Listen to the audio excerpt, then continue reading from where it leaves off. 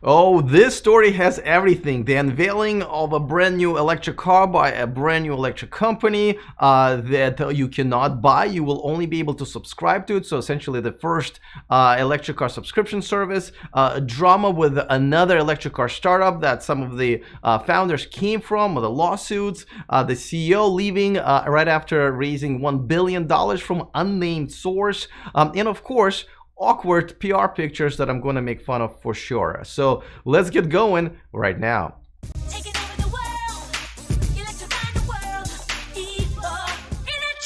Welcome to E4Electric, your number one source of unbiased electric car news. If this is your first time here, go ahead and click on the subscribe button down there so you don't miss anything moving forward. It is very different subscribing to a YouTube channel than subscribing to a car service, but I'm way ahead of myself here. All right, so let's talk about this. Now, let me it's a new car company called Canoo. Canoo. Not a big fan of the name, but it's still better than the original name that they picked, which was Evilocity with a Z. It was a mess. So Canoo is better, and I know we probably never liked Yahoo in the beginning either, but anyway, so it's this cute little thing. As a matter of fact, here's a couple of them in only two colors. They're going to make them black and white. That's perfectly fine by me. Obviously they're trying to cut down on production costs and therefore keeping the subscription service fees down. They want us to be affordable.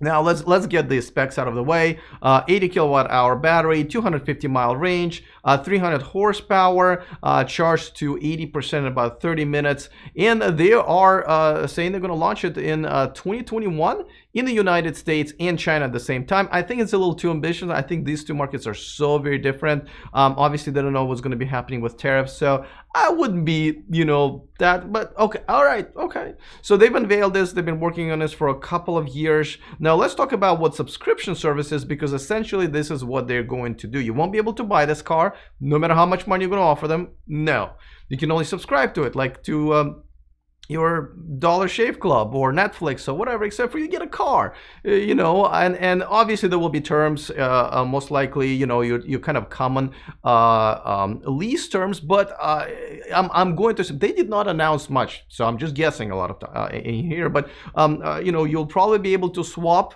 different configurations and different cars for a fee. You will probably be able to go month to month with no obligations for a higher fee.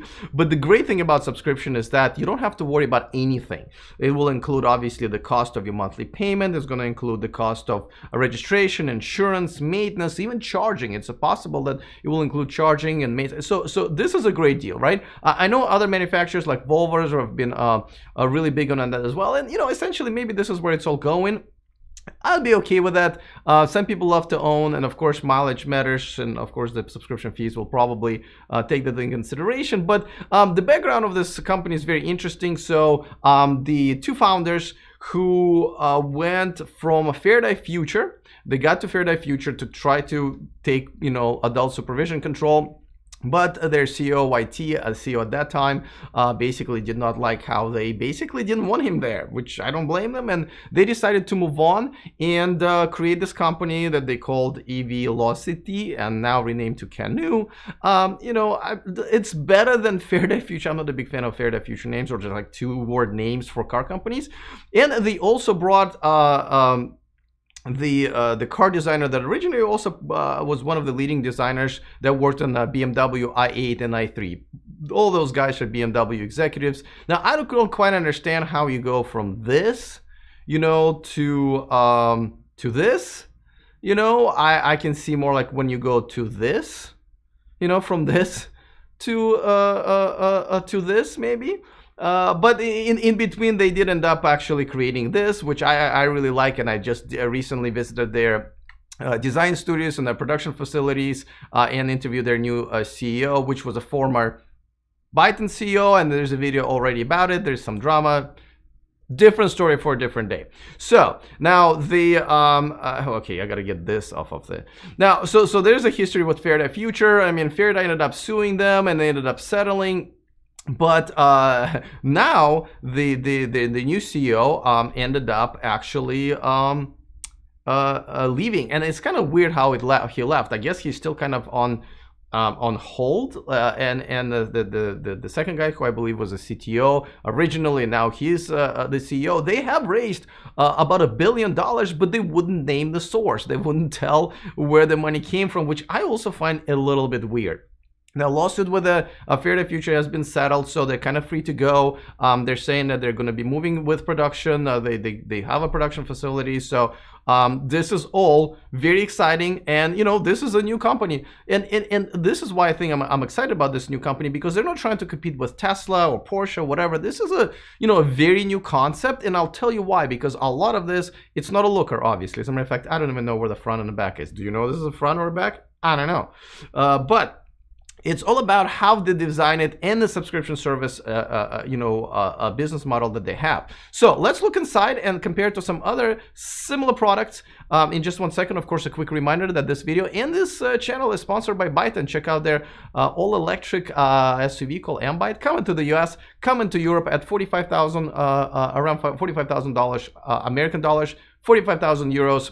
Reserve yours today because it costs you absolutely zero. There's no deposit. It takes about a minute of your time. So go to the description of this video and reserve your button today. All right, so let's talk about this. Now, a lot of people, I've seen a lot of articles about this where they're comparing this, again, front or back, we don't know, this concept to the Volkswagen Bus experience, right? Where it's all about kind of hanging out inside of the maximizing the space, and comparing it to the new Volkswagen Buzz second generation, a concept car that really is just still a concept. But we've seen this before. Like, for example, this is Ollie. This is actually a 3D printed autonomous shuttle that we have here in Sacramento State University campus, and they pretty much kind of putting them all around the world. I did a story about it recently, as I wrote inside of it with my awesome newspaper pants over there. It was really cool.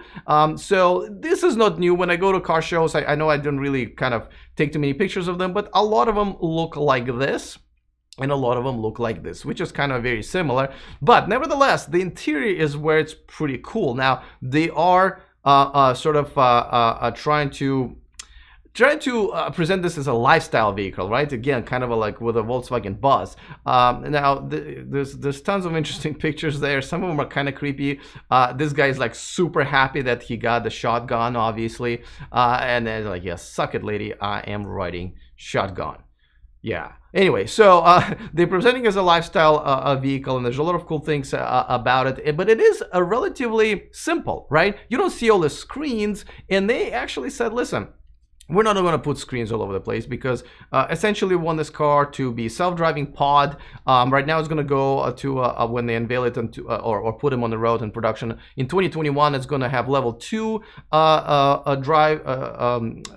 level self-driving, but they're basically saying, just like Tesla, it has all of the cameras and radars, but no LiDAR. Interesting enough, they believe it's going to be absolutely ready to go. And the front seats that you see over there will actually, you will be able to turn around and basically completely ignore the simple dashboard. I'll show you in a second. And it's just going to be pod on wheels. It's going to be driving itself. But from the beginning, for the first few years, you definitely will have to drive it. But as you can see, there are no screens. And they're saying, listen, we don't want to make the cost of this car even more, because the screens are going to go away as far as the controls for the driver and passengers, but also people use their phones. This is perfectly fine. This is a great screen. You want a small screen? Boom. You want a big screen? Boom. Right there. See? And they're kind of right, because the quality of this of the screens are getting better and better and better, so there's no reason to kind of double down on that. So I agree with that. I kind of like that. A little too IKEA-ish for me, but I'm sure there will be more luxurious either versions of this car, or maybe competitors will make one. As you can see, it's kind of like a loungy atmosphere, just kind of cool, hip San Francisco, bar. It's good. It's good. I like it. Let me know in the comment section what you guys think. Now, just like I said, the front seats actually rotate, but obviously in the beginning you're going to have to drive it at all times. Sorry. And it's pretty simple. So I guess the screen lights up, and when it doesn't, it kind of disappears, which is a very interesting concept. Also, the wheel. Let me show you the wheel. Pretty cool, pretty futuristic. Almost looks like it's actually bolted down to it. Now, here's a cool thing about this wheel. So this car is going to be steered by wire. Now, and it's not what you might think. It's not where you just tie two wires to your wheels and you have to do. Now it's much more complicated than that. Actually, there's no mechanical force. So when you rotate this steering wheel, it just sends a signal to the motors on the axle, and that's what actually rotates the wheel. So pretty interesting. Obviously more stuff to brake, but at the same time it's going to be much more responsive. You won't have to use as much force, though. Power steering nowadays has been kind of perfected. Now, one thing I don't really understand is because where the logo usually is, they have like the airbag stamping, as you can see. Not sure where they're going with that. Like, that is something I would definitely hide.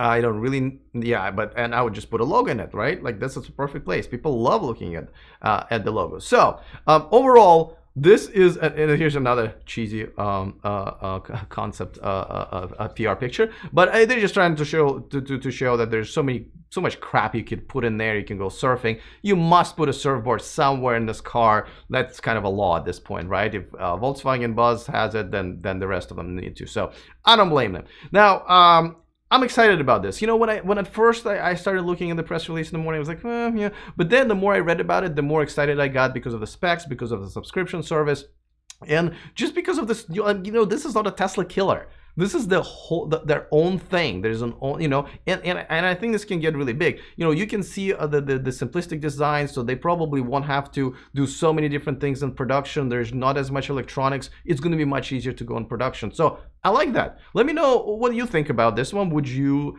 generally subscribe to a car service? Because some people go like, well, I want to own one, right? I'm a lease guy, so to me this probably would work really well. Not crazy about design, but who knows? In all black, it actually might look pretty good. So let me know in the comment section. Of course, a quick thank you to one of my newer Patreons, Kevin Chandler. Thank you so much for becoming a Patreon.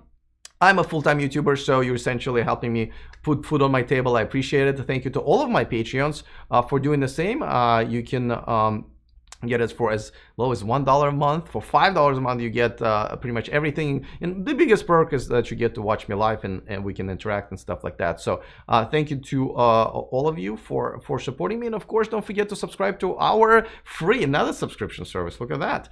Free newsletter where we send out a bonus story. This week probably going to be about the new Volvo electric car, which will probably also be a subscription service. So don't forget to subscribe for free. Go to e4electric.com/VIP, or you can just go to the description of this video. All right, looking forward to your comments. Other than that, see you guys next time, and remember to stay charged.